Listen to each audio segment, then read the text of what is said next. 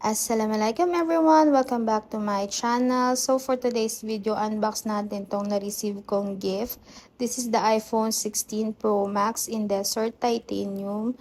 So ayan guys, na-excite ako. Buksan na natin to. Ayan. I'm so excited and happy at the same time. So ready na guys? Oh my goodness, ang ganda niya. Para siya yung color niya is the XS Max before.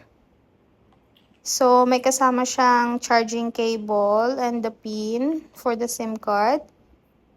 So, tanggalin na natin tong white. Ready? Oh my gosh. Oh, ang pretty niya. So, yan guys. I received these gifts, included this 3-in-1 bundle. Tingnan natin kung ano yung laman nito. Ang hirap naman nitong buksan. Saan ba bukasan nito? Ay. So nga, may sticker pa pala dito. So, yan guys. Na-excite kasi ako. Ayan, may kasama siyang clear MagSafe case.